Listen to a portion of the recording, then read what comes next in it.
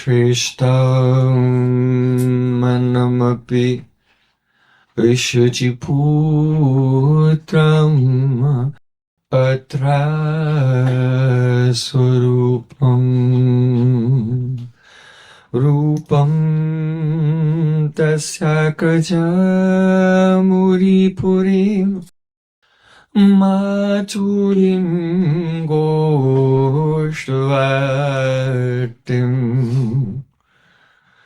Radha Kundam Kirivaram Aho Radhika Madhvasam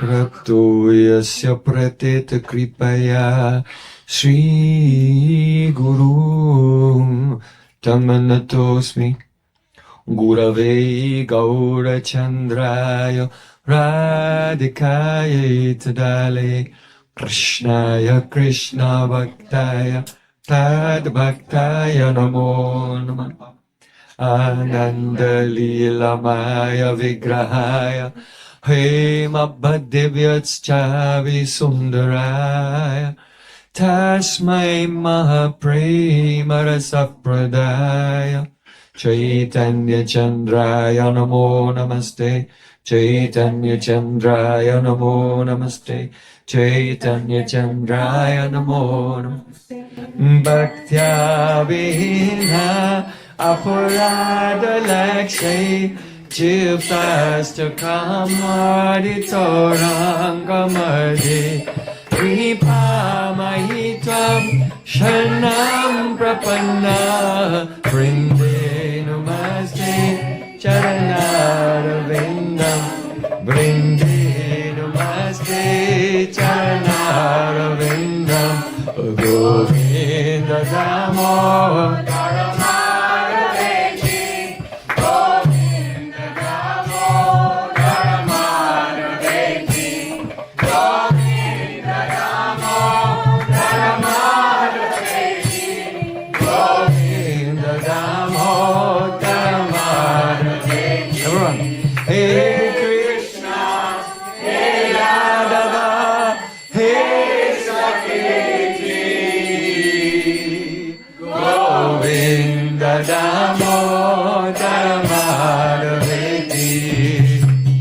Shama Sundar Shakanda Shekhar Smaraha Sumurali Manohara Radhikar Sukham Mama Kripa Nidhe Swapriya Charna King Kurim Kuru Tavaivasmi Najivami Tvaya Vina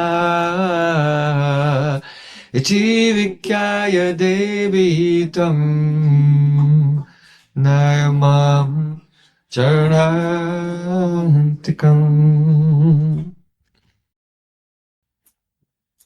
First of all, I offer my Sastang Dandavat Puspanjali, my heart like flowers thousands and thousands of times at the lotus feet of my holy master, my supremely worshipable spiritual Gurudev, Asmaddeya Paramaraja Tama Guru Pada Padma Nityalila Parishta Om Vishnupad Ashtoltarasta Sri Rupanugacharya Varya Srila Bhakti Vedanta Narayana Gosvami Maharaja.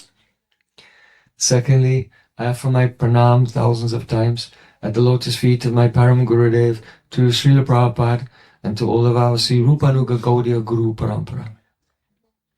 And finally, I offer my pranam to all the assembled Vaishnavas and Vaishnavis. Vancha kalpataru vyasya kripa sindhuvya patitanam pavanebhyo Vaishnavibhyo namo namo. Shri Prem Prayojan Prabhu Srila Gurudev.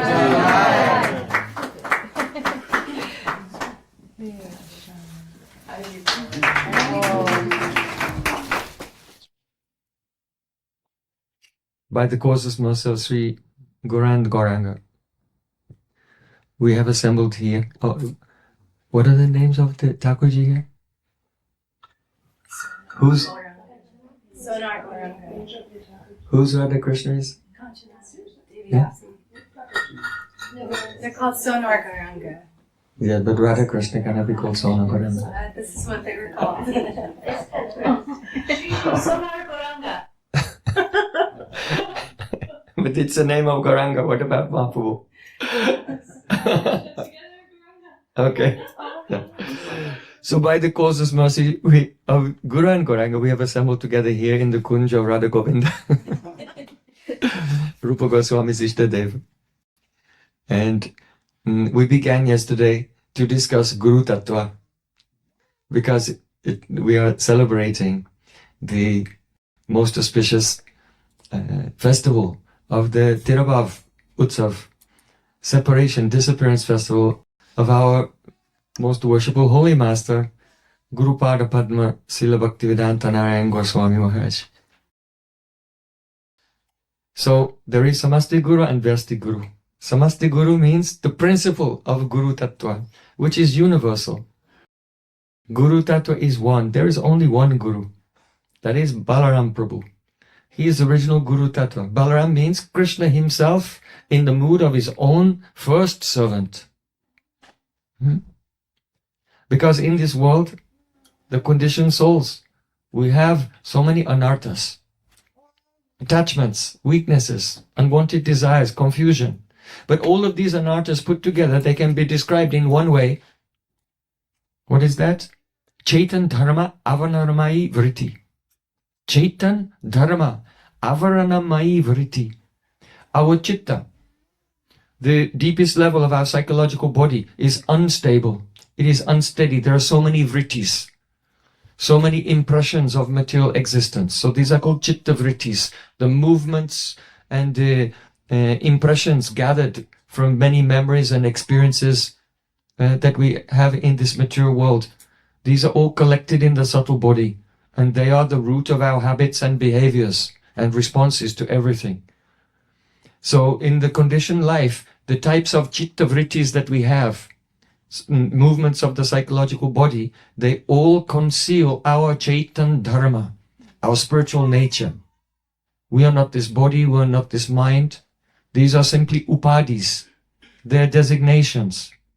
Just like if there's a crystal that's completely clear, if you hold a red rose next to the crystal, then the reddish color of the rose will appear reflected in the crystal.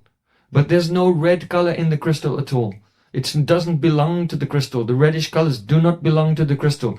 They only become reflected there. So they're called upadi, designations. So in the same way, our soul is transcendental, eternal, and part and parcel of Krishna. And everything we know about this material world, who am I, where am I, what country am I in, what was my past, present, what my future might be, it's all upadi. It doesn't belong to us. It has nothing to do with us. But the fact that we think that it does, that is called avidya, ignorance. Avidya is the energy of Maya that accomplishes the adhyas, that is superimposition of the material upadis, material designations upon our consciousness. So, when those designations are on the consciousness, it is always unsteady, it is always oscillating, and from the oscillations of consciousness come all of our weaknesses, confusions, and all anarthas. So the umbrella term for all types of anartha, that is Chaitan Dharma Avanamayi Vritti. So how can the heart become steady, sthir buddhi? How can the consciousness, the chitta, come to the state of ekagrata, one-pointedness, concentration? That is, corresponds to the stage in bhakti called nishta. And after nirviti, then nishta comes. Steadiness of consciousness. Because when the chitta is steady, then in the steady heart, the reflection of the Swarup, the beautiful form of Krishna, appears when we chant Hare Krishna, Krishna Krishna, Hare Hare. Hare Ram, Ram Ram, Hare Hare. Chanting in the stage of Nishta is called Rupa Yukta Nam. Someone might say, am I in the stage of Nishta yet? Well, you ask yourself, when you chant Hare Krishna, do you have darshan of Radha and Krishna reflected in your heart or not? So there's the answer. It's very straightforward. So it's vital that we overcome the internal psychological turbulence. Perhaps you know that when Krishna was fighting with Vyomasur, the whole earth was trembling.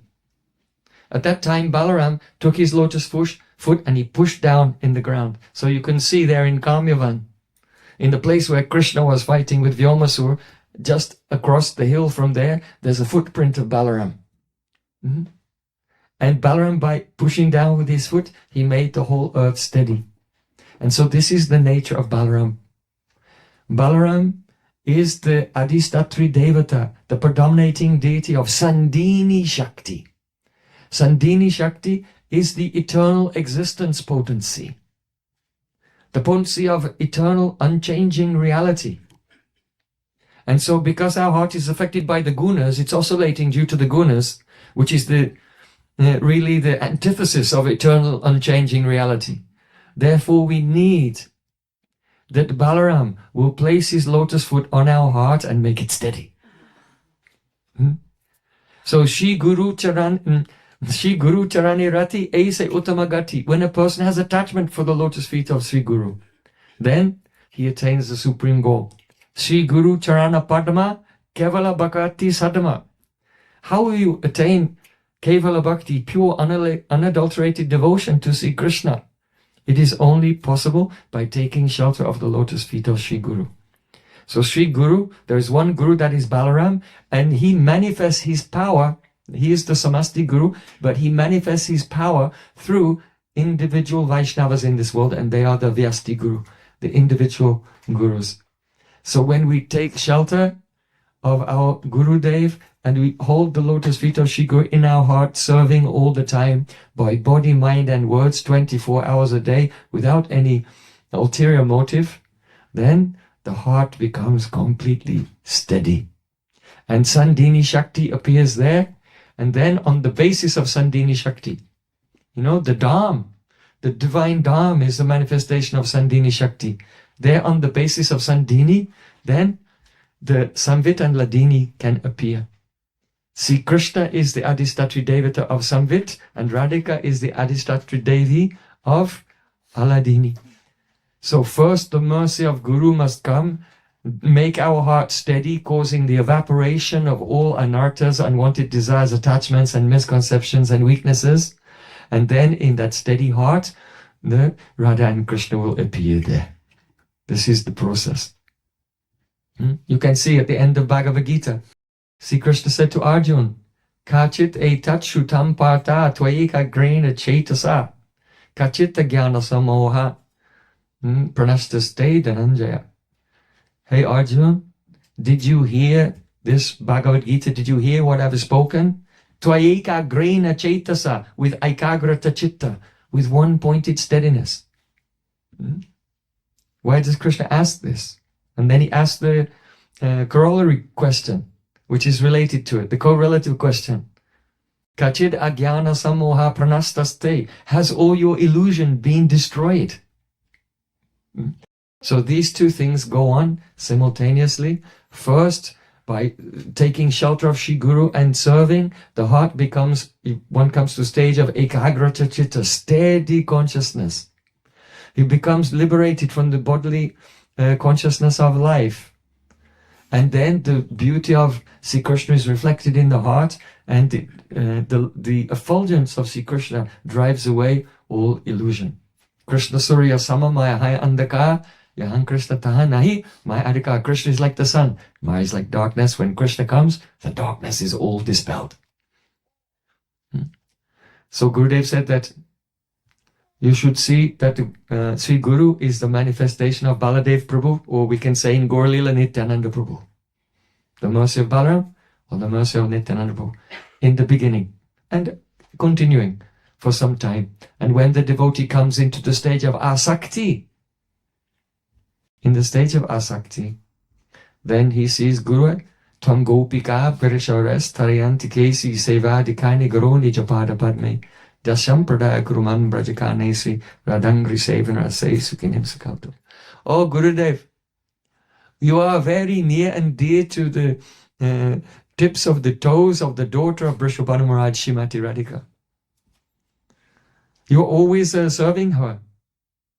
and you have the qualification to bestow that service upon me. So Gurudev, please bless me with Radhadasham, Srimati Radhika's service, so that I may always sink in the ocean of happiness, serving her in the Nikunjas of Vrindavan. So this is Guru Tattva. Guru is one. First we see Guru as the power of Baladev or Nityananda Prabhu, and when we become more advanced, then we can realize Gurudev as her eternal Swarup in Radha Krishna Lila. So in Srimad Bhagavatam he said, Yasya Sakshat Bhagavati Jnana Deepa Praday Guru Macha Saddi Srutam Tasya Sarva Kunjara Sochavat. The meaning is that person who gives the Gyan deep, who gives the light of transcendental knowledge, that person you should consider Sakshat Bhagavati, a direct form of the Supreme Lord, that is Guru. And if someone maintains, due to the influence of material experience, the prejudices of Kusanskar, the prejudices that we have acquired in many lifetimes of interacting with material beings, if we also superimpose the concept of a material being onto Guru, then what happens? Matya Sati Sutam Tasya Sarvam Kunjar Shochavat. All of that person's study of the scripture, all of his knowledge, it becomes like the bathing of an elephant, futile. Because the elephant has this habit. If the elephant is all covered in dust, then he thinks, I'll go and bathe in the river.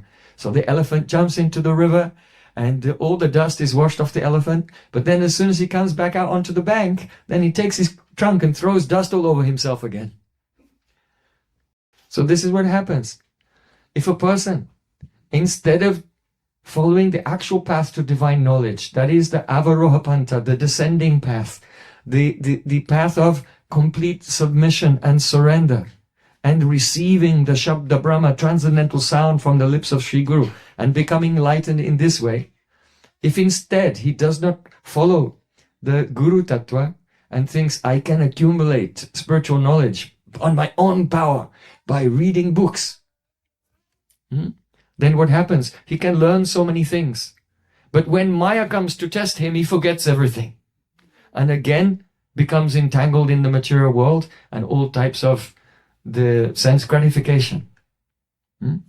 So anyone who tries to study the Vedas and understand transcendental knowledge independently from the shelter and service of Shri Guru, they become like that elephant. Maya gives them some impression. Yes, I'm advancing, and now I've become very learned. Now I know so much Shastra. Now I can give an impressive lecture. Then the next moment, that person falls flat and they're completely in Maya. Because the bhakti is not arohapanta, the path of self-elevationism. It is a descending path. So,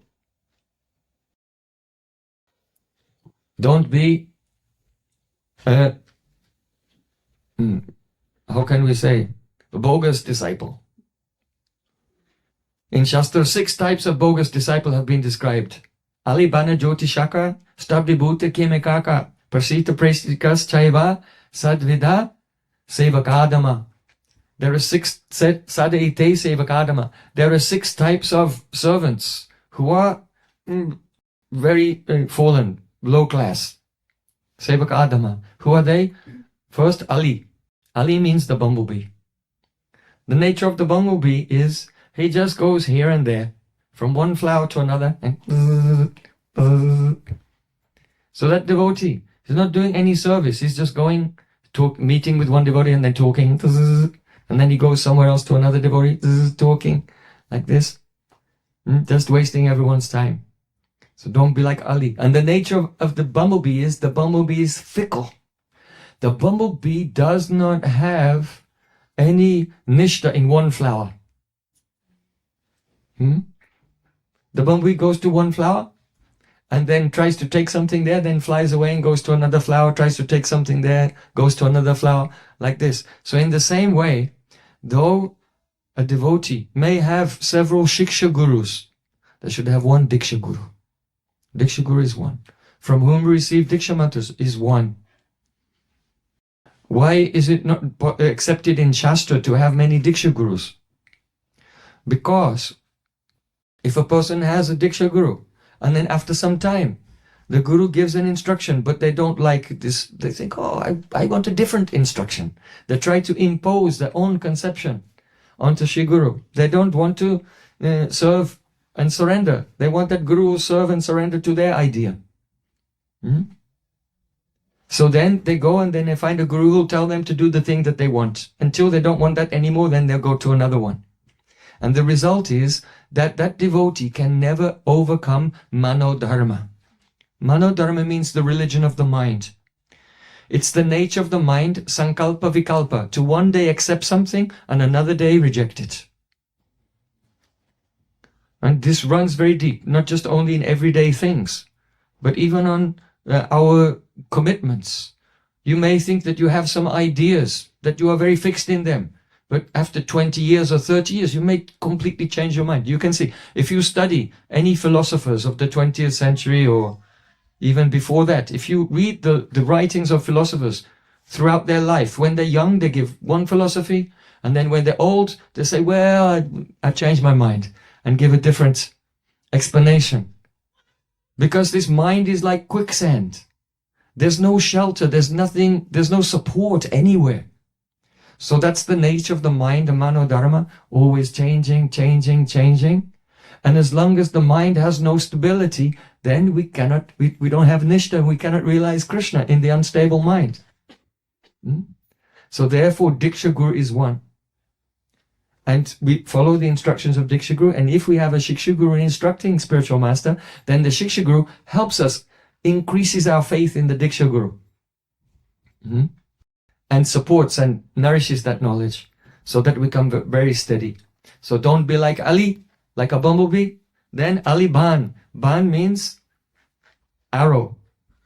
Sometimes Guru gives instruction to the devotee, and then he sets off to follow the instruction and never comes back. Like an arrow. You shoot an arrow, it's gone. Doesn't come back. So, in that case, the devotee is like Virochan. Virochan came to Lord Brahma as his guru, and he received some instruction. Then he thought, now I know the truth. And he went away, he left the ashram and never came back. What he didn't understand is, this was only the first installment of Gurudev's teaching. First, Guru gives instruction and we follow it. As we follow it, we make some progress. Then when our adhikar, our eligibility, our qualification changes, then Guru says, now this person is ready for the next installment, and gives another instruction. And like this, and it goes on for many, many years.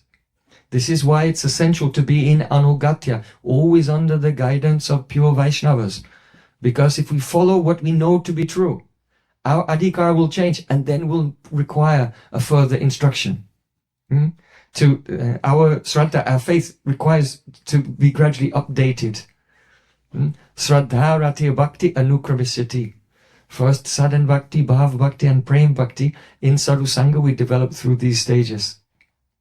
So don't be like a Ban who comes to Guru, then shoots away and doesn't come back. Another meaning of Ban is the disciple who answers. He's not humble and listening very submissively, but rather when Gurudev says something, then he answers back.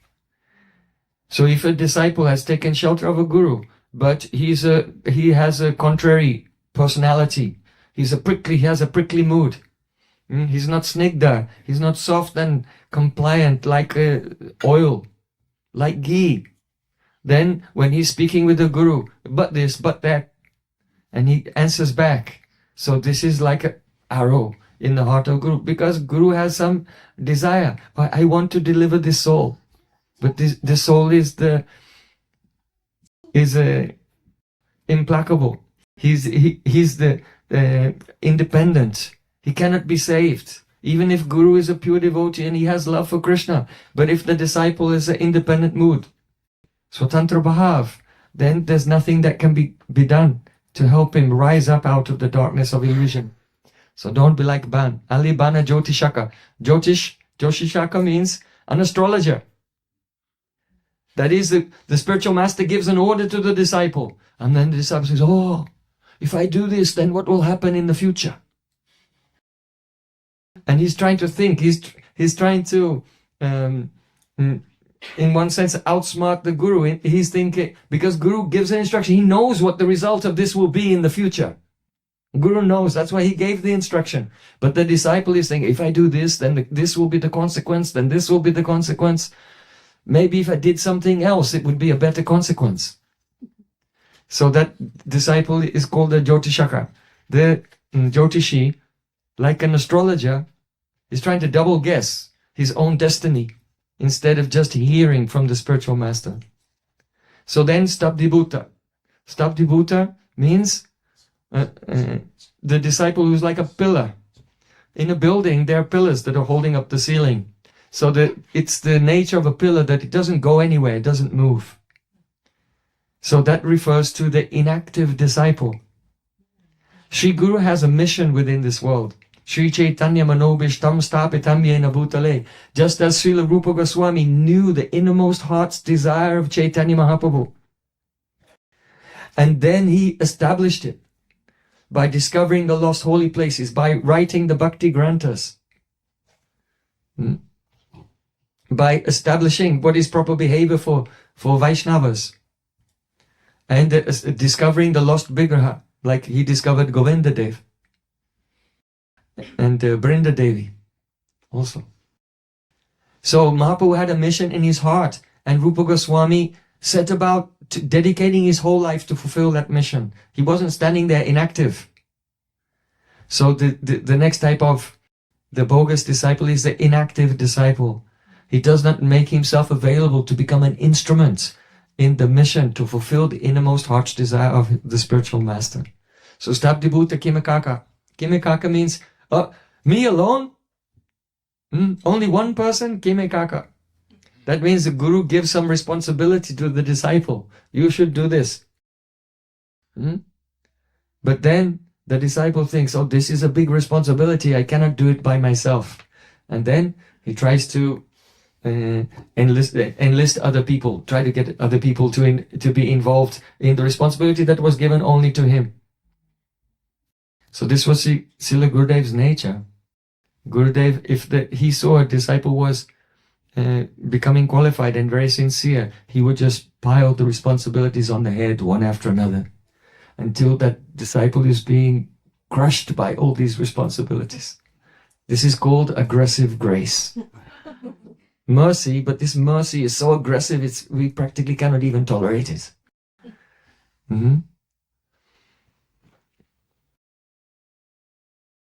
So because if Guru did not give so many responsibilities, then that disciple, he may have time for something else.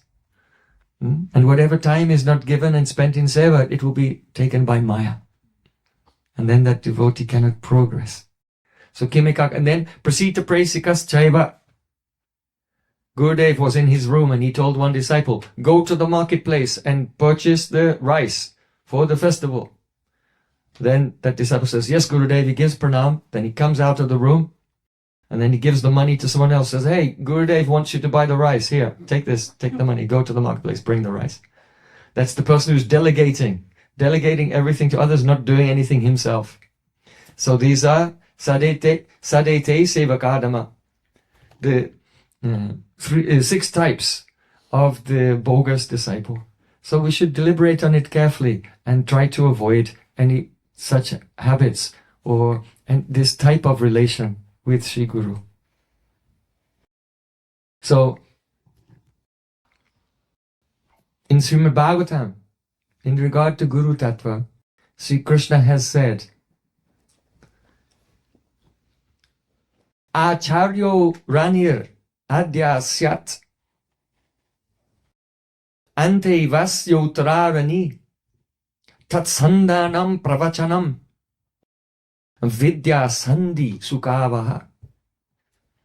The meaning is that the manifestation of transcendental knowledge is like fire produced by brahmanas in a yajna.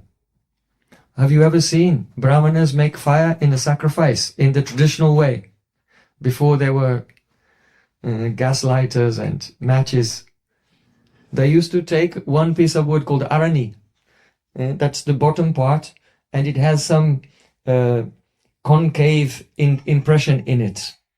And then they took another arani wood, and this is a stick, and it's placed, and the end of it goes into that concave shape in the lower arani.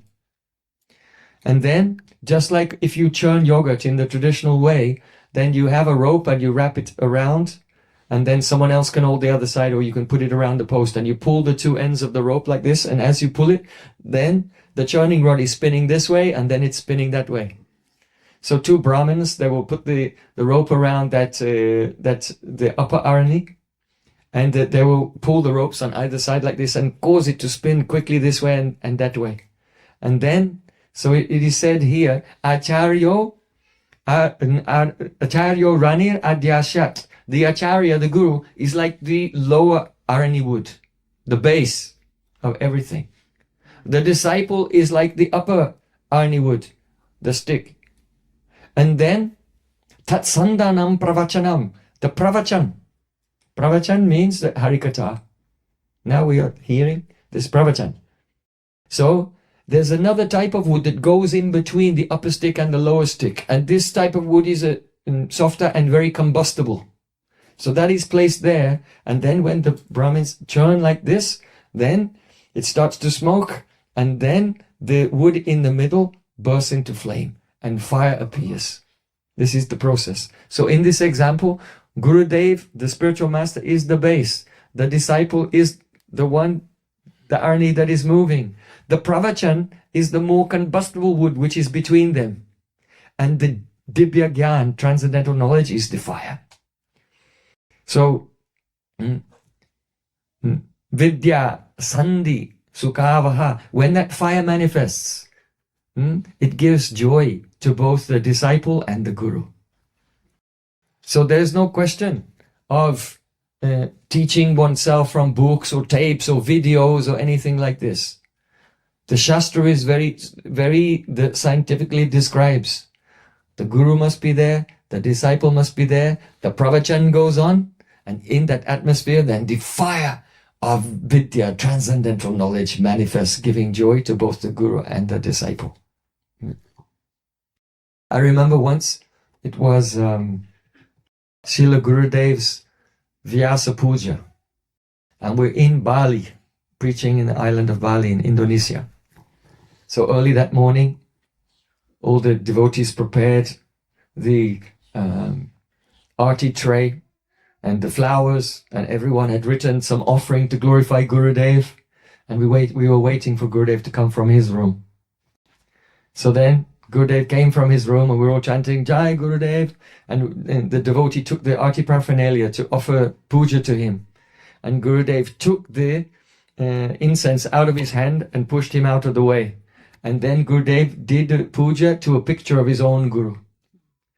He wasn't accepting the worship. Srila Bhaktisiddhanta Thakur said, Vyasa Puja, or the appearance day of the Guru, is not the day when a Guru accepts the worship of his disciples. It's the day when he engages all of his disciples in the worship of his own Guru Parampara. Otherwise, everything will turn into a personality cult. That everything begins and ends with one Guru. So, no, we have to understand Guru Tattva. And the Vyasa Puja is the day when the spiritual master engages all the disciples worshipping all the Guru Parampara. So Gurudev was in a very serious mood, grave mood, and he stopped his own puja and did puja to his Gurudev. Then he sat down on the Vyasasan. And then he wanted to ask the devotees to make their offerings. So a devotee stood up and he took his piece of paper. Gurudev said, put that piece of paper down. I want you to speak on one thing. What is the qualification of Sat Shishya? Because it's not enough to offer a big cake and some flowers. That is not Guru Puja. The real Vyasa Puja is to become a Sat Shishya, an authentic disciple. The real offering is ourself. We are the flowers. Then the Vyasa Puja is successful. So Gurudev speak about the Shishya Tattva, how to become a real disciple. This is the true Vyasa Puja. So some devotees spoke, and then Gurudev, he said, Uttamas Chintitam Kuryat Proktakari tu Madhyama Adamo Sradaya Kuryad Akartuts Charitam Pitu. The meaning is, this was spoken by Puru to his father Yayati, because Yayati was asking his sons to do something and everyone was refusing, but only Puru accepted it. So Puru, he spoke this, and it's in the context of a son speaking to his father, but our acharyas take this to mean the relationship of guru and disciple. So first he said, Uttamas Chintitam Kuryat, a first-class disciple. Even without Guru telling him to do something, he understands his spiritual master's heart. And without being told, he does that service. That's the first-class disciple. Then Proktakari to Madhyama, the second-class, Madhyam, the second-class disciple. Then he doesn't know what his Guru wants, but when his Guru tells him what to do, then he knows what to do, and then he does it. Then Adamo Sradaya Kuryat. Then the third class disciple, the lowest class disciple, he doesn't know what to do, and Guru tells him. But when Guru tells him, instead of being filled with enthusiasm and doing it, he does it, but he does it reluctantly. He does it with hesitation. He does it begrudgingly. Why do you have to do this? It's such a burden. So that's the third class disciple. And then the last level, there's a level lower than that, and that's not any type of disciple. That's the person only disciple in name, but not really a disciple. That is, Guru gives an instruction, a responsibility and mission, but he doesn't do it. So Akartuts Chartam Pitu, that disciple is just like a stool, just like urine. You know, if a man has a son, then the son and urine have come from the same part of the body. However, a real son, he follows the order of his father, and he is a valuable person. But the urine is just completely useless. So that disciple who doesn't carry out the instruction of Guru really is not a disciple. He's just like urine, just waste. So Gurudev was speaking on that day, and he was in such a grave mood. He said, Aham hi vachanadragya patiyam apipavake bakshayam bisham tikshnam majjayam apicharnave. This verse Gurudev quoted was spoken by Lord Ramachandra. You know that Lord Ramachandra, he was about to be coronated as the king of Ayodhya, and his father was going to retire. But just on the night before, then by the machinations, an intrigue caused by Kaikeyi, then his father had to accept that she asked for the benedictions that instead of being coronated, Lord Ram should go to the forest for 14 years into exile, and Bharat should rule in his absence. So this was very painful for everyone in Ayodhya. Very painful for everyone in Ayodhya. But because Lord Ram is completely dedicated to his father, Dashrath Maharaj, so for him, whatever his father told him, then he happily accepts it. He knows that this is good for me. However, it might look bad in this way, it might look bad in this way. But if this order has come to me from my Gurujan, superior, then there's only joy, there's only auspiciousness, there's only success will come from following this. So Lord Ram said, Ahami vachanadragya. When the king gives me an order, then patiyam apipavake. If he will tell me, oh, you should jump in a fire, then I'll jump in the fire. Bakshayam bisham tikshnam. If my father will tell me, drink this deadly poison, I will immediately take it and drink the deadly poison. And if my father will say, oh, jump in the middle of the ocean, Madjayam apicharnave. Then I'll jump in the middle of the ocean. If there's a ship going in the middle of the Pacific, you'll just jump off there. Why? Because my Gurujan have given the order. Gurunam, Agya Gurunam Avicharaniya in the Ramayana and in Srimad Bhagavatam, in Chaitanya Charitamrita, it is there. Agya Gurunam Avicharaniya. One cannot deliberate on the order of Guru. What Guru has told, do it. So then Gurudev, his bhav became very deep. He's going verse by verse, he was going deeper and deeper into the Shishya Tattva. What it means to be a disciple. This comes from Shash Dhatu, the verbal root which means instruction or discipline. A disciple is one who is under discipline. So then Gurudev said, Shunyayate mahagoshtam garindro jagarayate vyagrathundayate kundam jivatu rahitasame. Now he's going more deeply into the Shishya Tattva. This verse was spoken by Srila Raghunath Das Goswami.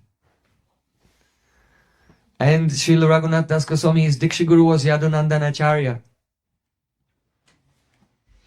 And at the end of his life, Raghunath Das Goswami was remembering the mercy of Yadunandana Acharya. What did he say? Nama shashtam manamapi sachiputramatra sarupam. This verse that we say every day before class. He's remembering. Oh, my Gurudev was so kind to me. Why? Because Nama shashtam. He gave me the best name.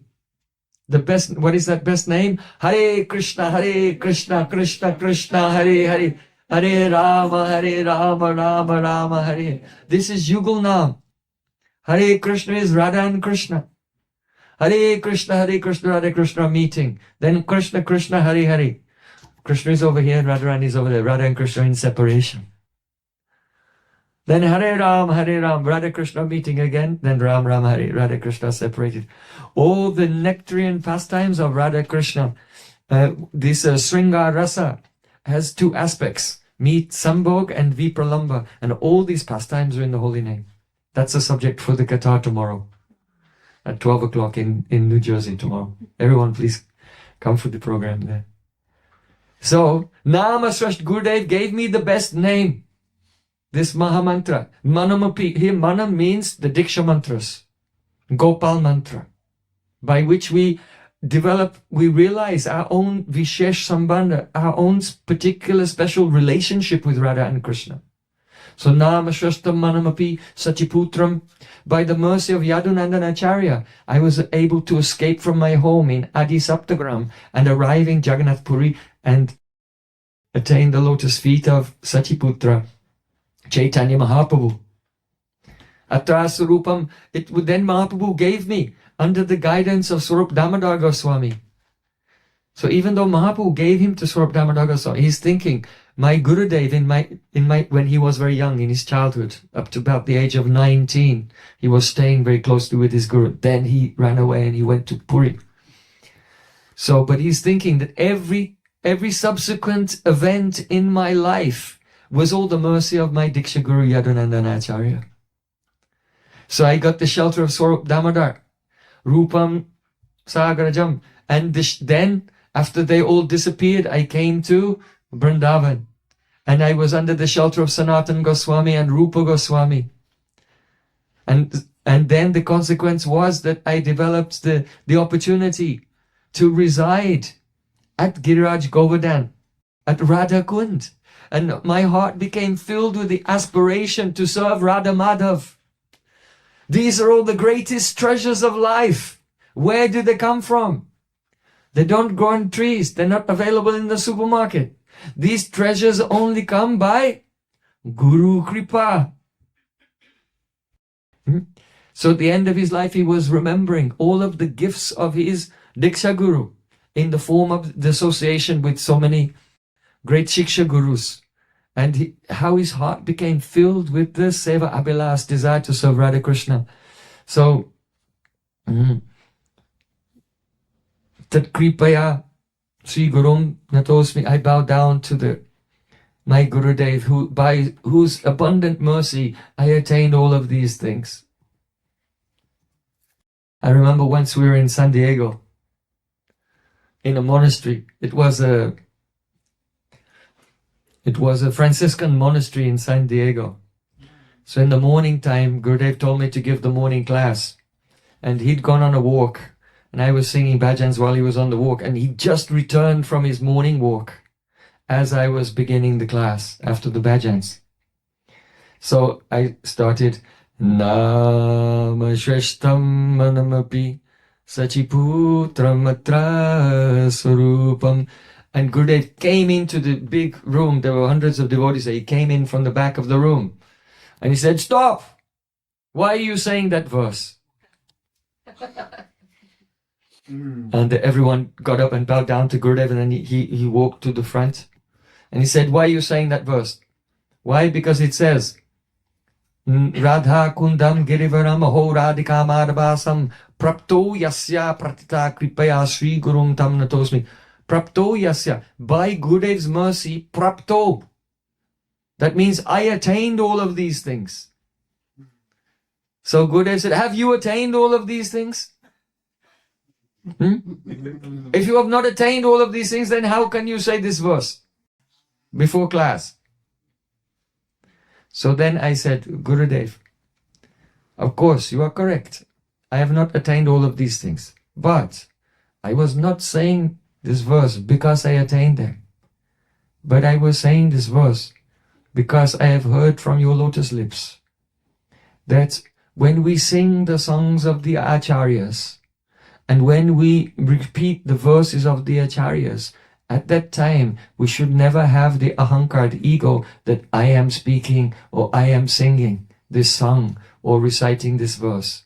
But rather we should think that this is the eternal kirtan of Srila Bhaktivinoda Thakur, the eternal kirtan of Srila Narottam Das Thakur, the eternal prayer of Raghunath Das Goswami, and he is reciting this verse, and I am sitting down nearby patiently and just listening to him with the prayer that his bhav, which is in the verse, may overflow and come to me. So I said, Gurudev, I have learned this from you. So I did not say the verse because I thought I've attained this. Only I said it to have the association of Raghunath Das Goswami and pray for his mercy. Then Gurudev said, oh, all right. But then Gurudev said, do you know why I stopped you from saying this verse?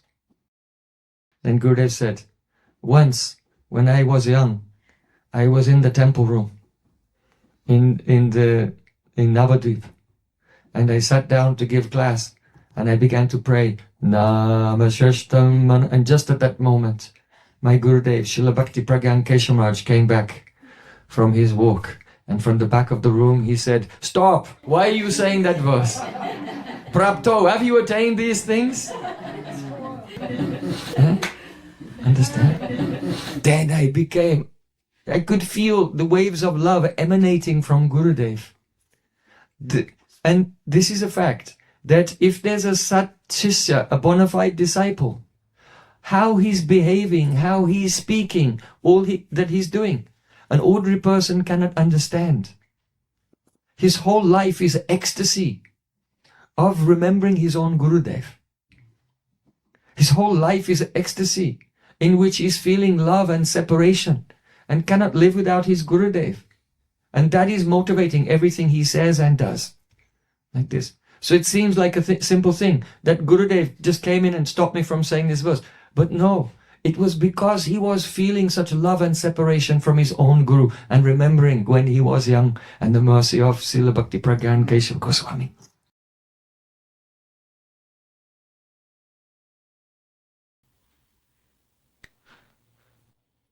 So where were we? Oh yes, come back. It's Gurudev's Vyasa Puja Day.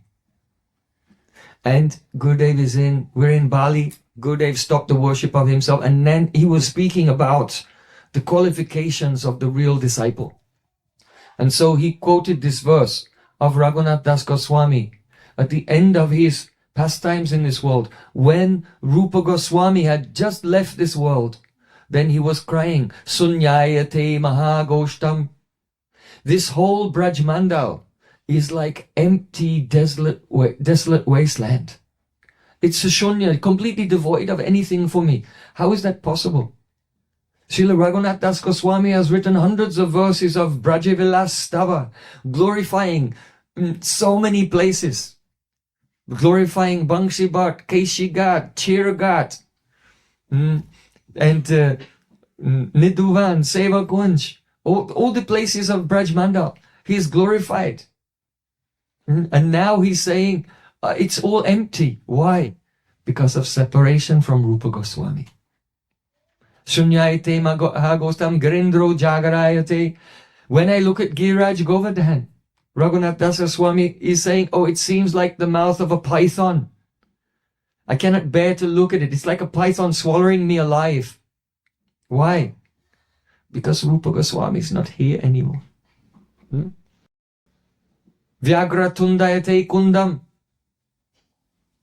And when I look at Radhakund, I cannot bear to look at Radhakund. It's like the mouth of a tigress, gaping to eat me alive. It's too painful to even look at Radhakund. Raghunath Das Goswami, Tadati Surabhirada Kundameva Srayome. He wrote beautiful verses glorifying Radhakund, but now he cannot bear to look. Why? Because his connection with all of these things was established by the kripa of Rupa Goswami. And now Rupa Goswami has disappeared from this world. He feels so much intense separation that everything has become empty. Nothing that gives him the joy that it gave before. So Gurudev describing different levels of disciples, then he came to this verse and said, this is where we have to come to this level. Eventually, like Raghunath Das Goswami. Because only a person who feels separation from their Gurudev, then they'll feel separation from Radha and Krishna.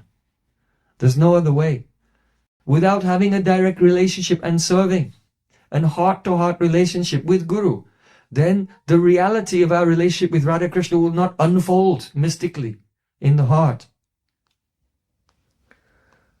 This is the nature of Guru Seva.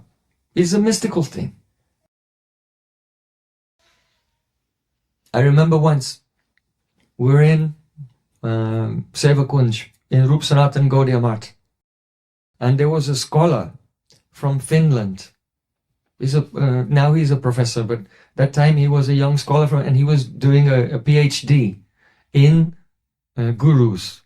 And he was traveling all over India, interviewing different gurus because he wanted to write a thesis about gurus. Not just Gaudiya, but any gurus. So he came there and he spoke to me and said, I'm a scholar and I'm doing this doctorate thesis about gurus and I have some questions. Can I meet with your guru? I said, of course, yes, I can. I'll arrange it for you. Just wait. Okay, let me see the questions. I looked at the questions.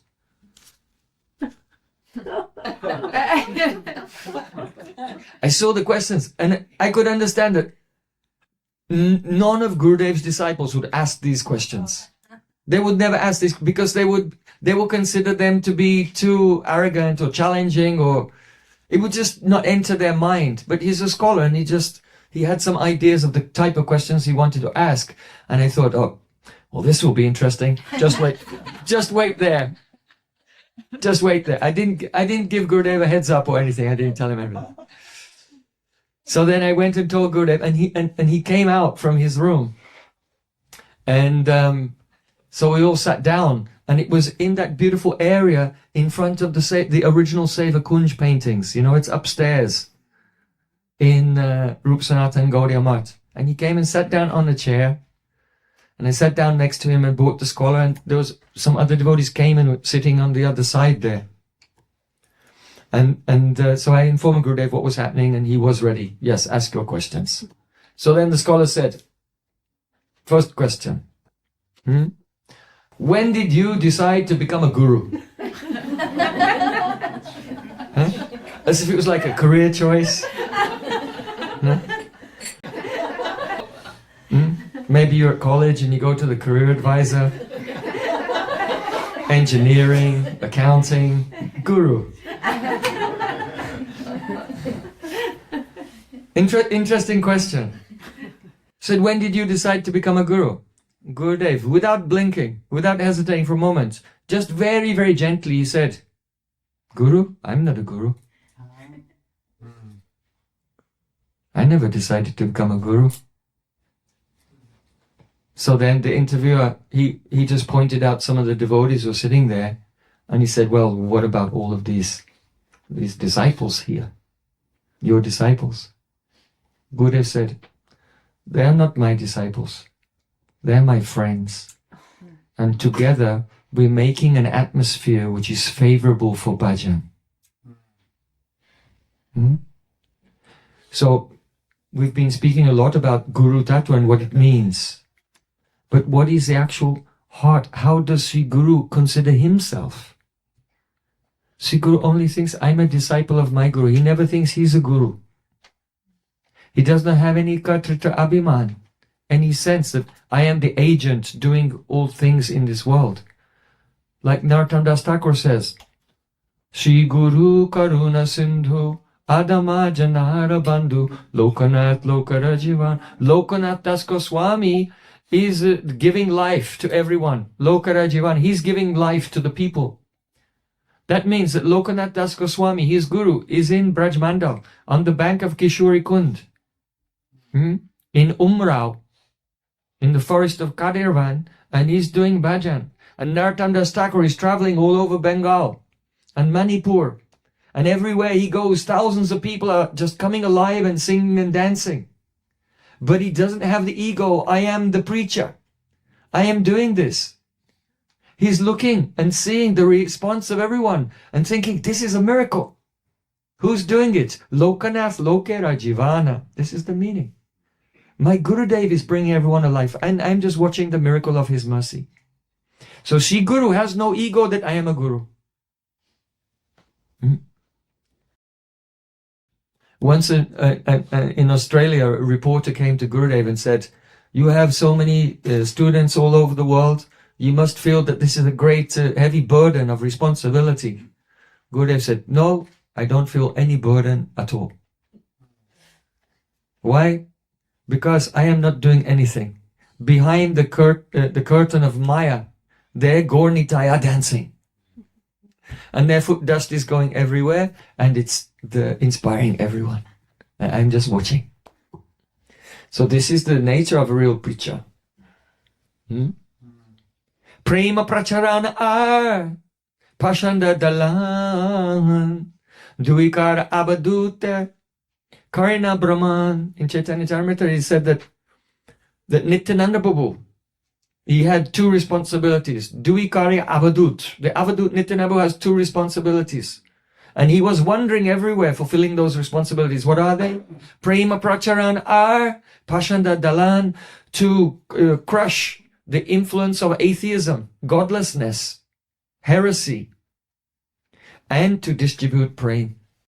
So Sri Guru, being the manifestation of Nityananda, he's doing the same thing, wandering here and there, cutting all the apasiddhantas, all the misconceptions, and distributing prema. So Gurudev said, I am not a guru. These are not my disciples, they are my friends, and together we're making the atmosphere which is favorable for bhajan. And that scholar noted it down for his thesis. So then his next question. He said, how do you know that your guru is bona fide? So, yeah. I mean, would anyone ask Gurudev this question? How do you know that Srila Bhakti Pragan Kesha Maharaj is really a pure devotee or not? Yeah? Seems so impudent. Anyway, he asked the question. Then Gurudev, he closed his eyes and he was just absorbed in remembering Srila Bhakti Pragan Kesha Goswami. And he said, if you leave everything and take your life in your hands and offer it at the feet of a Vaishnava and serve him for 60 years, then you can realize how bona fide he is. In other words, Gurudev was denying that there's any kind of empirical evidence. We cannot understand empirically, but only when we serve a Vaishnava, when we hear from a Vaishnava, then after time, we can gradually experience how our chitta is expanding and expanding and expanding, and the nectar of Goloka Vrindavan is descending there. There's no other way to know it. So then, the next question. That scholar asked, oh, when you pass away and go to Goloka Vrindavan, who will be the next Acharya? Gurudev didn't hear the second part of the question, or rather, he didn't pay attention to that. He focused on the first line. When you pass away and go to Goloka Vrindavan, that part, not who will be the next Acharya. Yeah. He said, when I leave, I will not go to Goloka Vrindavan. But if Krishna is merciful to me, then perhaps I can take birth as a blade of grass on the Parikrama Marg, on the bank of the Jamuna. And when the Vaishnavas are performing Parikrama of Vrindavan, then I may get the touch of their foot dust.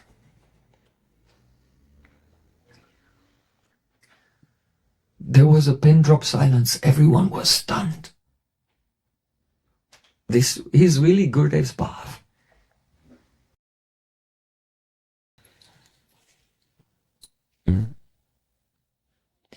On another occasion, someone asked this question, just in case you're wondering about the second part of the question. On that day, Gurudev didn't answer it. On another day, someone asked, who will be the Acharya after you? Gurudev said, oh, I am like Shukadev Goswami. What does that mean? Consider this. When we see our Gurudev, we note his official position. He was the secretary of the Gaudiya Vedanta Samiti. Afterwards, he became the chairperson of the International Pure Bhakti Yoga Society. He is the Acharya and Guru for a large organization in charge of so many mats and so on. We see, and we tend to think this is his intrinsic identity. It's important, it has a place. But how does Gurudev see himself? He said, I am just like Shukadev Goswami. Parikshit Maharaj was cursed that he would die within 7 days. All the sages got together and they were wondering what advice. They gave him different advice. But then, out of no one knows where he came from. Shukadev Goswami appeared there.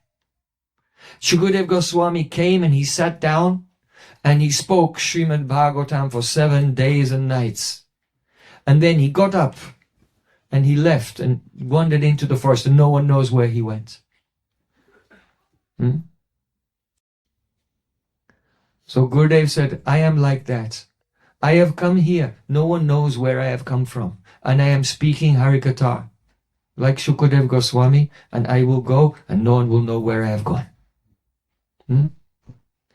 Gurudev said, do you think that when Shukadev Goswami was speaking the Bhagavatam to Parikshit Maharaj, in the back of his mind he was wondering, who will be the next Acharya after me? Is that even relevant to him? He knows everything is in the hands of the Lord, everything is in the hands of Kripa Shakti. He's completely nirupadik consciousness. He has no permanent relation with this world. He's coming, speaking Katha, and then going back to serve his Gurudev in another universe and going to Nitya Navadvip and Nitya Braj, like this. And what will be, will be. So,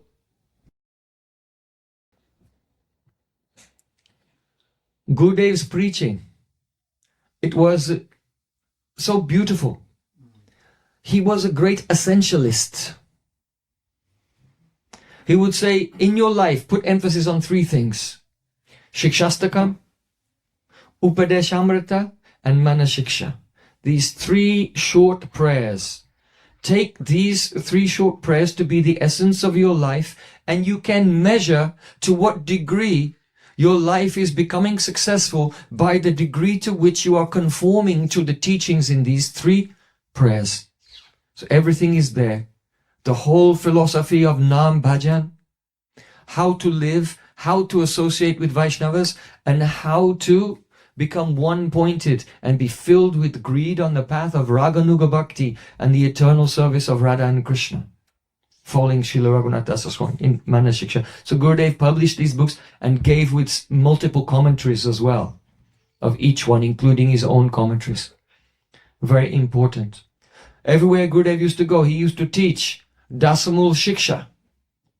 The entire teaching of Chaitanya Mahaprabhu, all included in one verse, under 10 shikshas, 10 root teachings on Abhidheya, on Praman Tattva, and then Abhidheya, Sambandha, Abhidheya and Prayojan, all there in Dasamul Shiksha.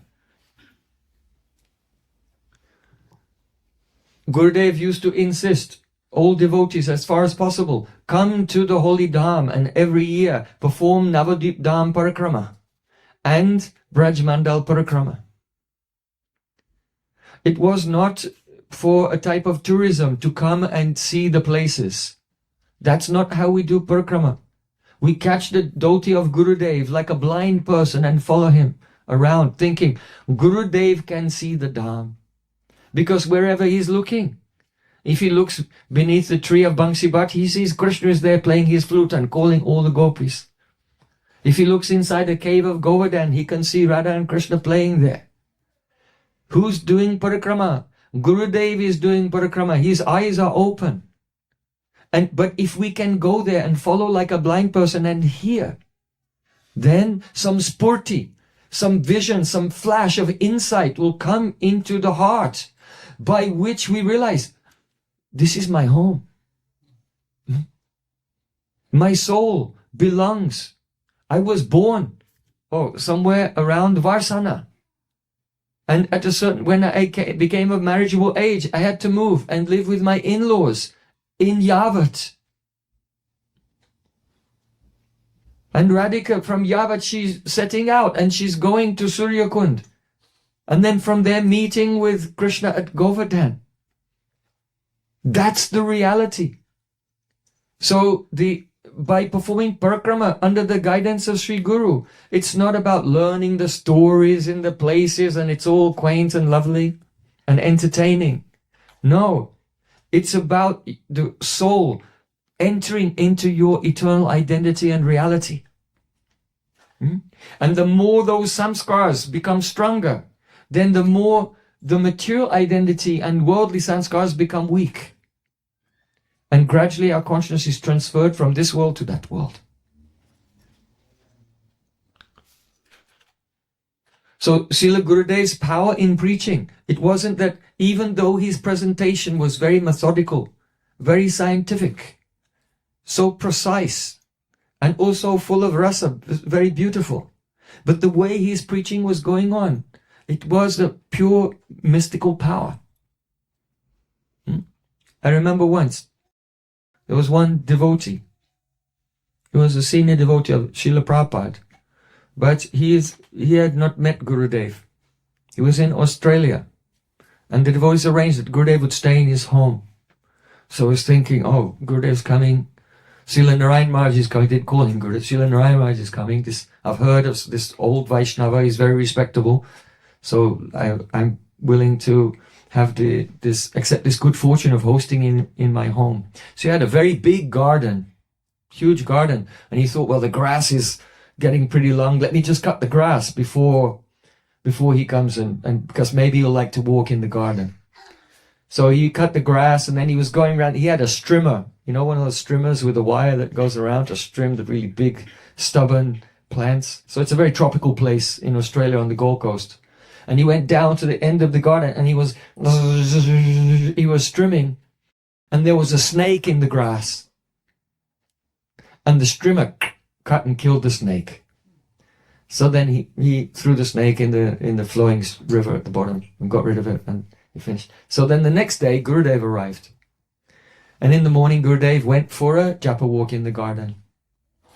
And as they were walking around the garden, Gurudev had his hand on this devotee's shoulder, because the earth was unsteady, and he was old at that time. He had his hand on his shoulder and he was just walking with him through the garden. And they were walking.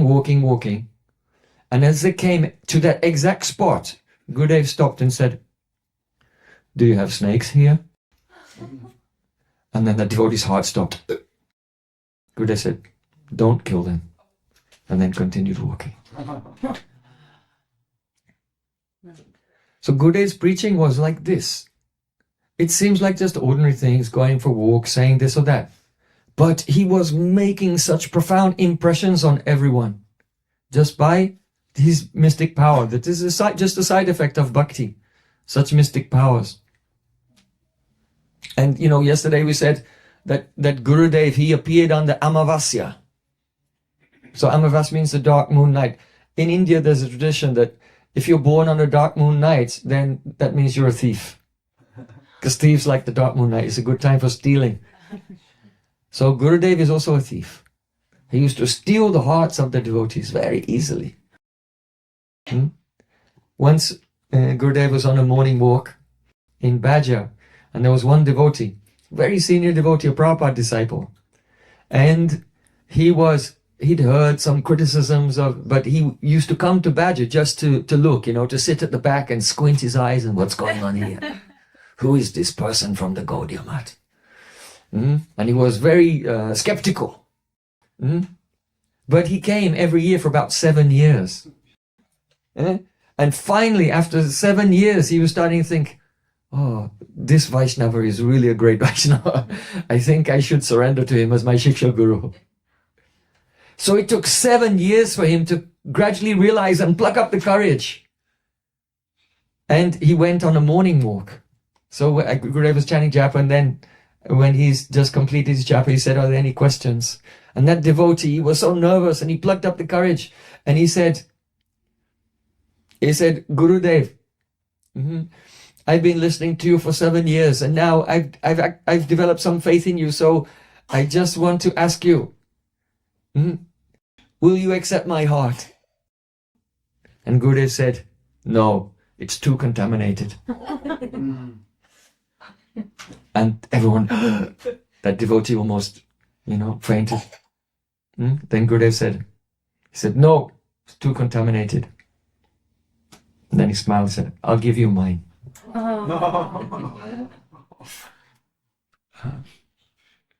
Such a poignant moment. And now to this day, that devotee is always remembering and serving Gurudev and serving Prabhupada with the inspiration of Gurudev. When some person came from the TM movement, Transcendental Meditation, came to Gurudev and said, what do you think about TM? Gurudev said, empty. He just flipped it. TM, empty. Because it's empty. Because it's a worship of just Brahman, whatever. The impersonalism. When we're in San Diego, I spoke about San Diego. There in San Diego, one morning when I wasn't giving class, I went on the morning walk with Srila Gurudev, and we were walking there, and there was one monk, a Franciscan monk, and he'd been watching Gurudev walk up and down with his disciples, and he just could intuitively understand, this is a holy man. And he was a young monk, and he was thinking, this is a very elderly holy man, also a monk, like me, so perhaps he can give me some good advice. So then that monk, he approached Gurudev, and he introduced himself and said, I am just beginning my monastic life, but you are a holy man with so much experience. What advice can you give to me? And then we were all eager. What will Gurudev say to him? What would you say to him? So anyway, Gurudev said, try to, in your life, live practically and follow the example of Jesus Christ. And then that monk just started crying. He broke down crying. He wasn't expecting that. He said, in your life, try to live following the perfect example of Jesus Christ. Yeah. So Srila Bhaktivinoda Thakur, he was very generous, and he recognized bhakti wherever he saw it.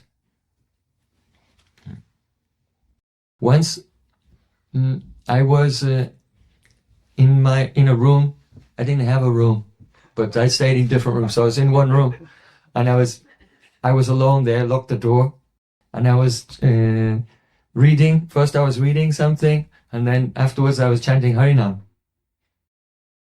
So I was reading the Archan Smaran Padati of Jnana Chandra Goswami. So then after I was chanting Harinam, then there was a knock on the door. Hey, Prem Prayojan, Gurudev's calling you. So I immediately jumped up and I thought, oh, Gurudev wants to speak to me. I wanted to ask a question about something. So I put that book, I put it aside and I took another book. It was Padakalpataru. It was a very old Sanskrit book with many prayers. And it wasn't mine, it belonged to a sannyasi. And it was very old and it was falling apart. And I wanted to ask Gurudev some questions from this book. So I thought, I can take this opportunity. So I picked up that book and I got it and I went into Gurudev's room and gave pranams.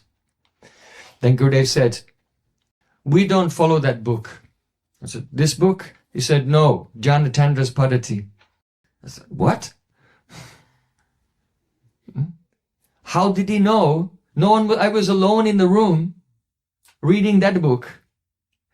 I swapped it out for another one and came with this in my hand. And he said, we don't read that book. This book? He said, no, Jnana Chandra's Padati. And then I realized, everything.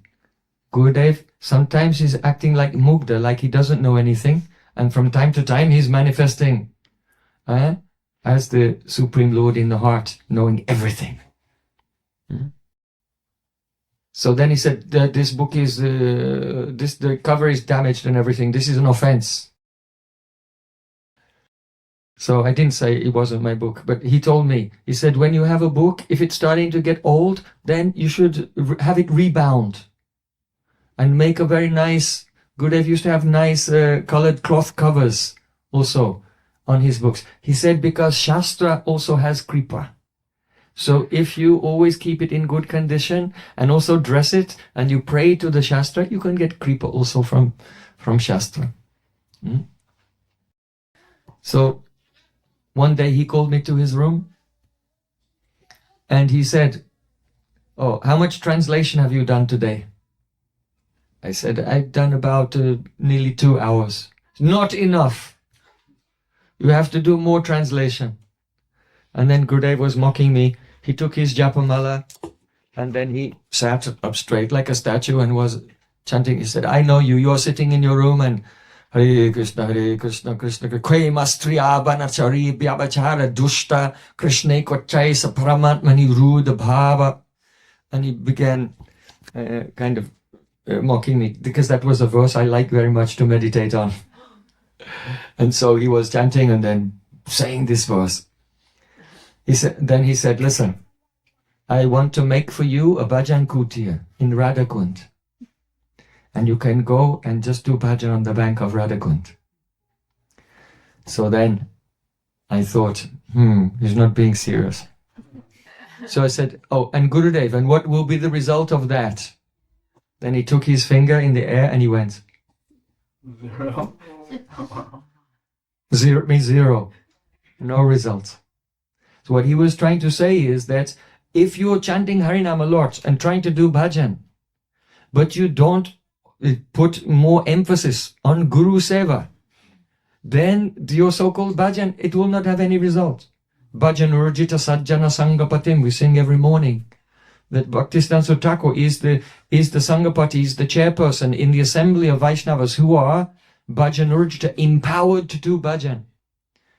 Guru Kripa Bina Nahi Koi Sadhana Bal. No sadhana has any power without the mercy of Sri Guru.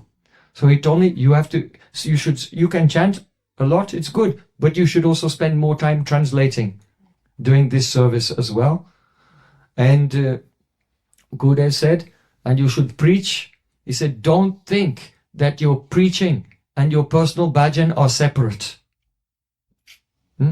Don't neglect preaching for your personal bhajan. You should chant nicely every day and you should also preach. And if you do this, when you're chanting, so many realizations will come to you. So I try to follow this. And this is a fact. If someone will, and privately chant every day, and use as much as possible when they're not chanting all energy in serving the mission of Sri Guru, then the service will become powerful, and the realization will come at the time of chanting. Achar prachar namer karaha dui karya, tumi sarva guru, tumi jagater arya. Srila Sanatana Goswami said to Haridas Thakur, there are two responsibilities related to the holy name. Achar, that means your behavior, your own chanting, and prachar, spreading the nectar of Krishna consciousness to others.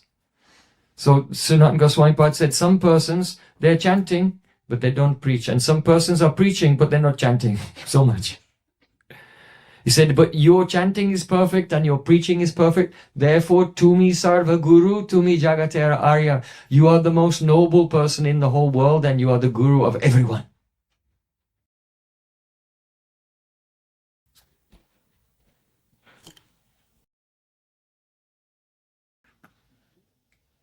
Whatever is coming in my mind at any time, I'm just sharing this. I'm remembering once. So Gurudev told me to translate. One of the books he told me to translate was Prabandha Panchakam.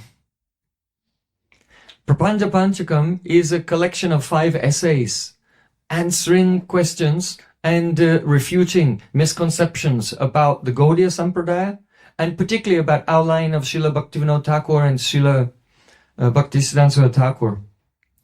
So in this book, Srila Gurudev directly mentions certain Vaishnavas who have also published books which have, let us say, minimized or criticized the teachings of Srila Bhaktisiddhanta Thakur or Srila Bhaktivinoda Thakur. So Gurudev himself, he was not shy. He wrote their names and what they have written and why it's wrong, and gave the correct conclusion in this book.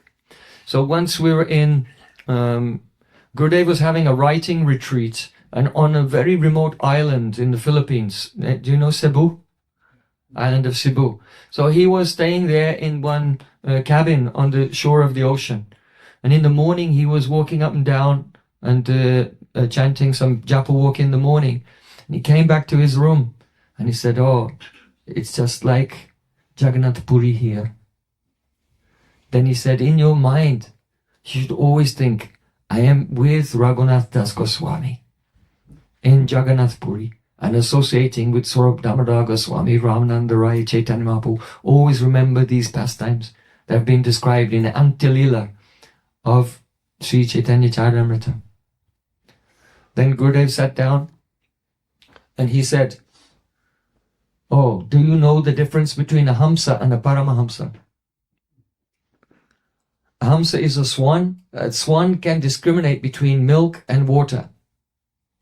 So a renounced person in this world is called a Hamsa when they have the perfect discrimination between the Maya and the Paramatattva, the Supreme Truth and Maya. They can discriminate between the two.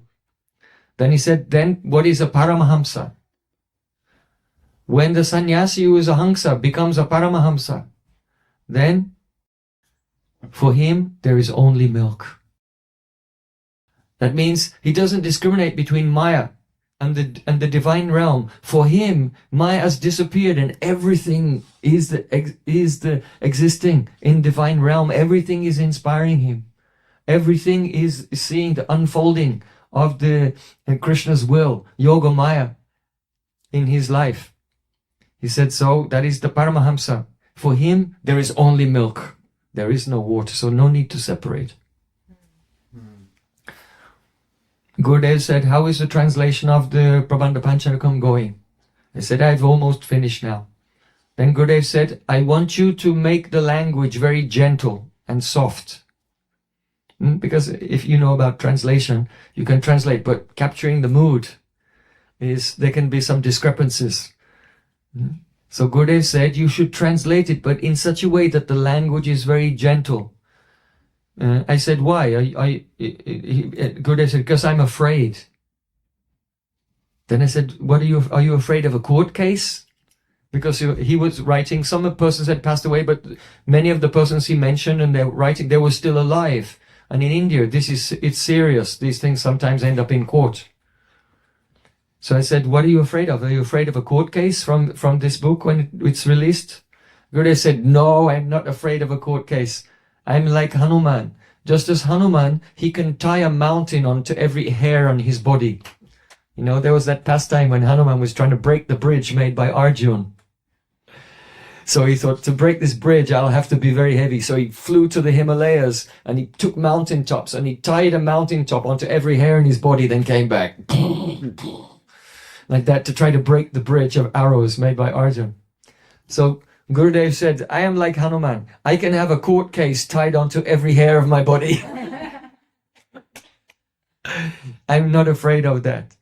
So I said, Gurudev, then what are you afraid of? He said, I'm afraid of Vaishnava Parad. Even though they have written something, they have some misunderstanding, and they are in one sense our opponent. But I don't see like that. I see that there are Vaishnavas. I don't want to pinch their hearts. I don't want to hurt their feelings. I only want to just correct what misunderstanding they have about our tradition. This was very important and it made a deep impression on my life. Because if you just read the books of those persons and you read Gurudev's books, you read the two and you think historically, oh, they were at war with each other. But Gurudev's heart was such, no, I respect, they are Vaishnav, and only I want to correct their misconception. And even each person mentioned in the book who was still alive, I went to visit them personally. One of them was Shamlal Hakim, very famous Vaishnavist, founded the Harinam Press in Vrindavan. So he was more than 90 years old, and I went to visit him.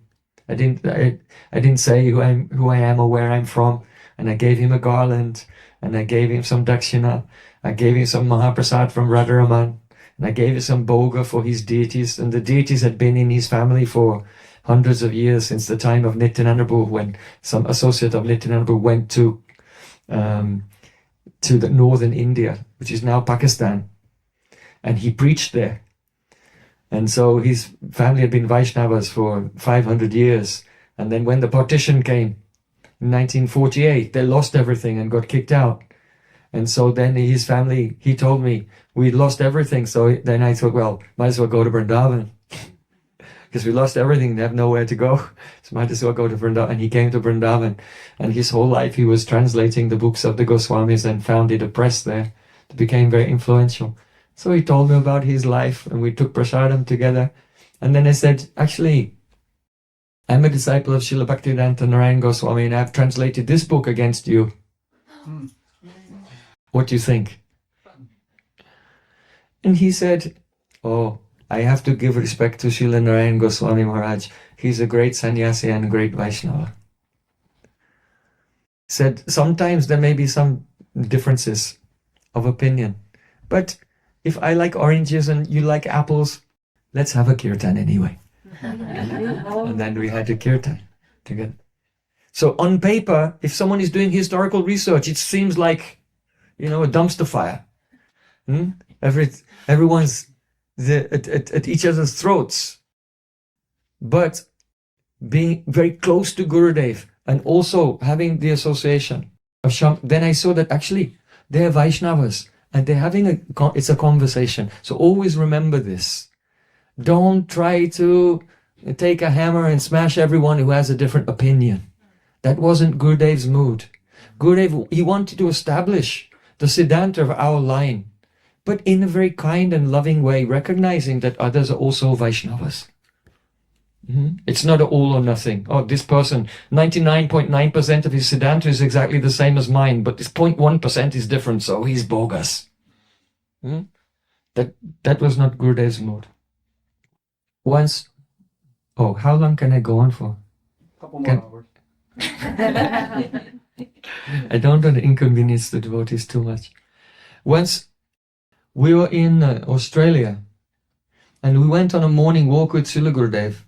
And as we came by one farm, there was a herd of cows. And as the devotees were approaching, the cows started to gallop away. And Gurudev was surprised, because in Vrindavan, if the cows see you, they come and they approach you. And then he realized that they're afraid of humans because the way that the cows are being treated there. It's just, for the farm, it's food. just food. And Gurudev just began to cry. And he came back and he sat down in the temple room. And he said, today I saw a mother cow who's so honorable, so worshipable for us. Even Krishna, he loves cows. Even Krishna gives pranam to the cows. He massages the legs of the cows. Krishna does puja to cows. He's Gopal. He said, but they're afraid. And Gurudev was crying. He said, there's so much suffering in this world. I want to tell you that if you do not preach to give relief to the souls who are suffering in this world, then you are not my disciple.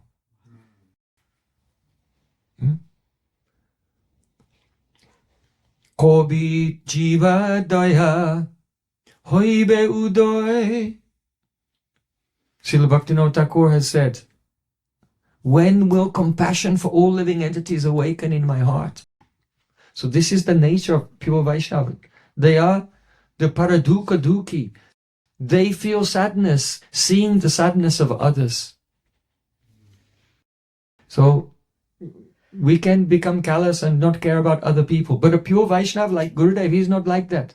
He sees the pain in others, even if someone seems to be very successful. But they will lose everything. The happiness in this world is just to make you more attached. So it's more painful when you lose everything. That's the so-called happiness. That's why Chaitanya Mahaprabhu told Sanatana Goswami that Maya is like a ducking stool. You know, when the king punishes a criminal by dunking them under the water until their lungs are bursting and they can't breathe anymore, then he's pulled out from the water and then dunked under again.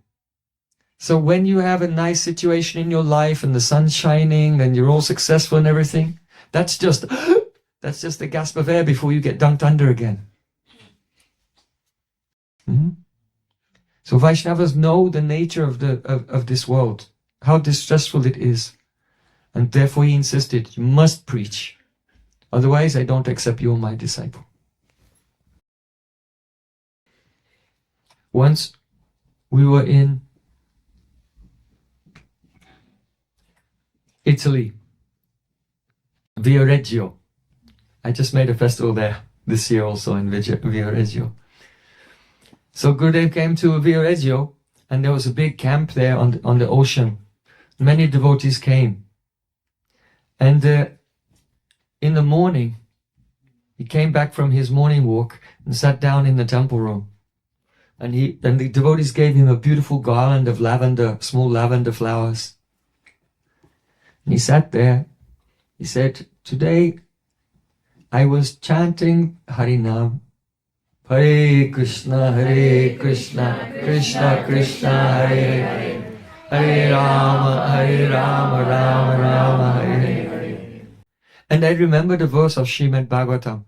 Evam brata swapriya nama kirtya jatanu rago druta chit utschai hasyasato rautiti rauti gayat unmadavam nrityati lokabhaya. This verse was taught by Srila Ishwara Purpad to Mahaprabhu after his initiation. It says that when a devotee, Evam brata swapriya nama kirta, has made a vow to chant the holy names, so many rounds every day, 1 lakh Harinam, 2 lakhs, 3 lakhs Harinam, they're fixed in chanting the holy names. Evam brata swapriya nama kirtya. And among the names of Krishna, some of them will become very dear to him. Why? Because the devotees realizing the pastimes of Krishna and the pastimes which he himself personally experienced and is personally really involved in, then the name of Krishna related to that will become very dear to that devotee. And so he'll weep and go, oh, Radharaman, oh, Sham Sundar, Hanata Gokula Sudakara Suprasanna, oh Gokula Sudakara.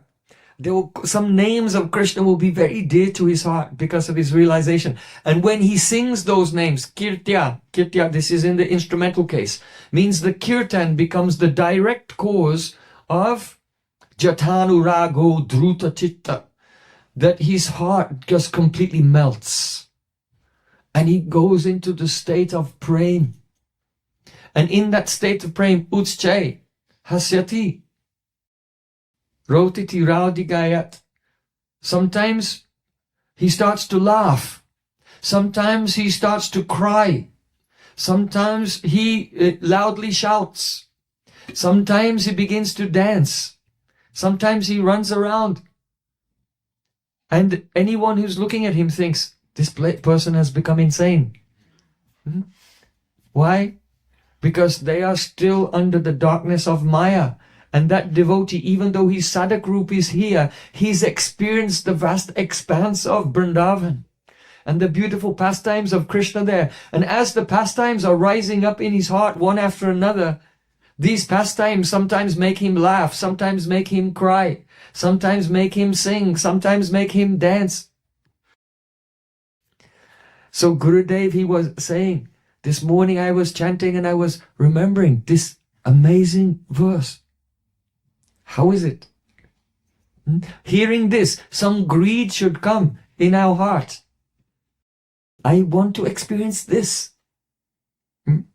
I don't want to just go along with the humdrum life, living here in the dead 3 dimensions of the earth, water, fire, air, and ether mixed up by the gunas. Making so many bubbles we call our life that just come and then disappear. The nectar is there in the revelation of the holy name. So Gurudev was saying, as I was walking on the beach, I saw one German shepherd dog. And this German shepherd dog, when he was young, he must have been very beautiful and healthy, but now he was very old. And he had dirt all around his eyes. And when cars were coming and parking there and people were getting out of the car or people were walking, every time a car came, then the dog who was sitting on the beach, this old manky dog with dirt around his eyes, he would get up and he would run over to the car. And then the person would come out and then he would sniff them. And then he would go back and then sit down on the beach and he was all sad. And then if someone came walking by, then he would get up and follow them and then sniff them. And then he would go back and then... The Gurudev said to a couple of devotees with him, Prajanatha and Leela Purushottam Prabhu. And he said, oh, it seems that this dog, his owner must be around somewhere. And they said, no, Gurudev. It seems like he had a master, but when he became old, then that person didn't want to take care of him, so he brought him here when thousands of people are coming in the summer and dropped him off and then drove away. And then Gurudev, he was looking at the dog and tears came in his eyes. And he was telling us, he was saying, this dog is sitting there and he's so sad. But he's remembering, when I was young, my master used to play with me. He used to shampoo me and wash me with his own hands. And it was so nice. Where is my master? Will he come back? And cars are coming. And then with some asha, some hope, some expectation, he's getting up and running over to see, did my master come back? And then he sees that it's not his master. And then he goes back and he's sad and sits on the beach again. Sometimes the dog looks towards the ocean and thinks, oh, I should just drown. I should just die. And he goes towards the water. But then he hears another car coming. And some hope comes. And then the dog runs to see. But again he becomes disappointed. Then Gurudev said, Braja Gopis are like this. Their whole life and all happiness was just serving Krishna, but Krishna left Vrindavan and went to Mathura. And now they're simply crying. And they're remembering, oh, how beautiful it was. How Krishna used to dance with me, used to sing with me, used to decorate my hair with flowers. And they're remembering all of their pastimes with Sri Krishna.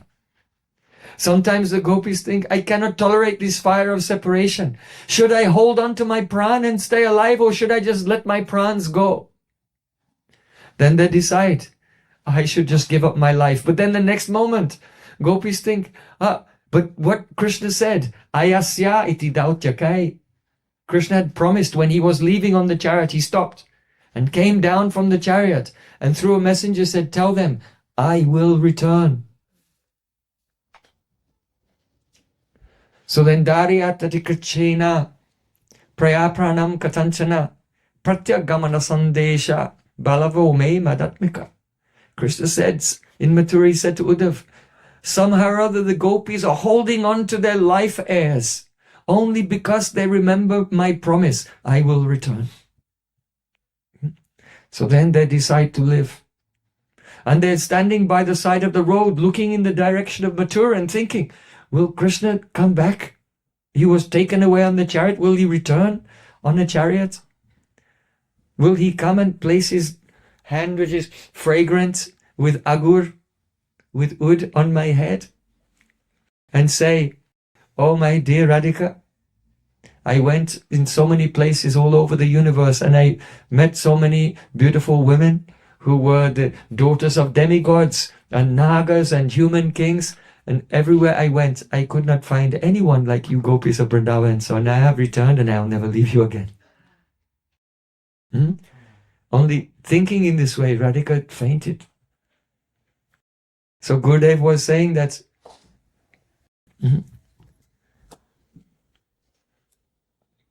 this is bhajan.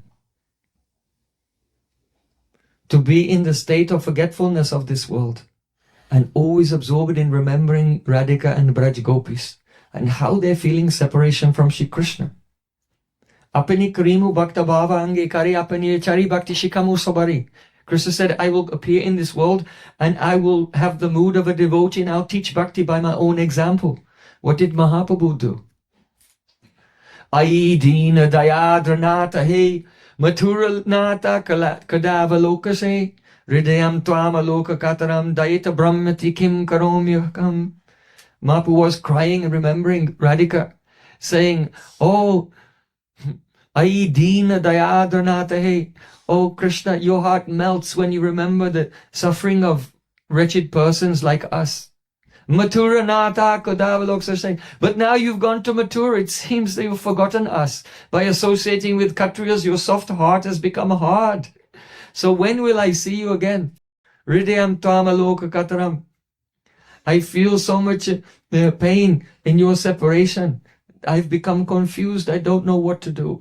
Oh, tell me, what should I do? Mahaprabhu himself was absorbed day and night remembering Radhika's mood of separation. And by his own example, he's teaching us how to do bhajan.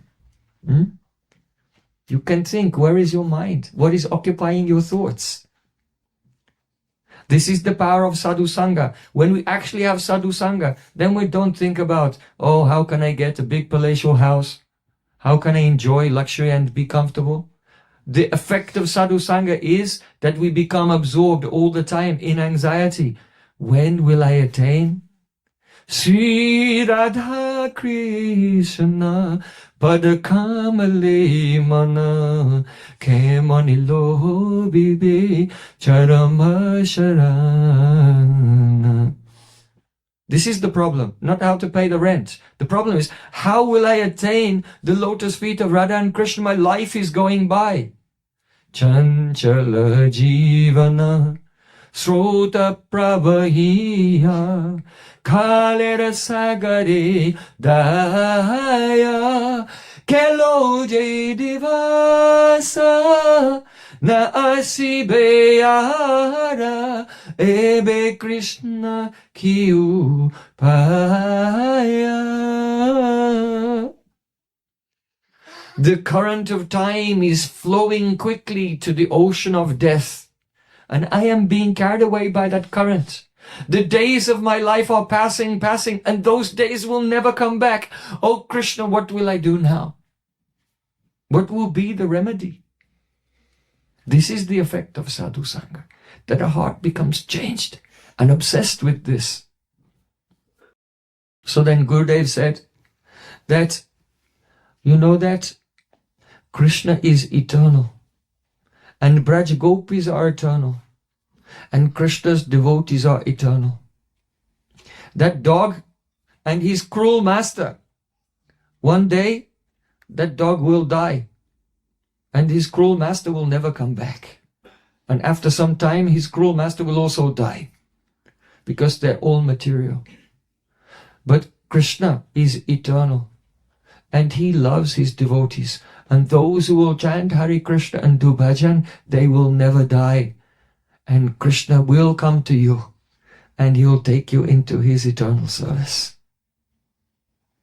And just as Gurudev was saying this, tears were streaming from his eyes, and he took his cloth to wipe away the tears. And as he lifted his hand broke the garland of the lavender flowers, and it was like a pushpanjali, swaha, and all the lavender flowers sprinkled everywhere as he was wiping the tears from his eyes. And everyone who saw it, such a samskar came about what is the purpose of life. What is the meaning of life? So this is really the quality of Guru Tattva. Prabhupada Bhaktisiddhanta Thakur. There are so many verses describing the glories of Guru Tattva, but Prabhupada Srila Bhaktisiddhanta Thakur used to say this. Chaitanya Leelamrita Pur, Krishna Leela Sukarpur, Dui Mili Hoi Sumadurya, Sadhu Guru Prasade, Tarajai Ashwade, Sehijani Madhurya Prachur. The pastimes of Gauranga Mahaprabhu, they are like condensed milk. And the pastimes of Krishna are like camphor. When camphor is added to the Amritapur, the condensed milk of Gaura Lila, then Duimili Hoi Sumadur, then the mixture of the Gaura Lila and Krishna Lila is extremely, excessively sweet. Sadhu Guru Prasade. And the Sadhguru, what's his nature? He speaks Harikatha, mixing the beautiful pastimes of Mahaprabhu in separation and the pastimes of Radha and Krishna. And that person who tastes the Gaura Lila mixed with Krishna Lila by the mercy of Sadhguru, that person, Sejani Madhurya Prachur, he comes to know the abundant transcendental sweetness. So Srila Bhaktisiddhanta Thakur used to quote this verse and say, yes, this is the quality of the Sadhguru. The Sadhguru, by his mercy, causes us to taste this extremely sweet mixture of Gaura Lila and Krishna Lila.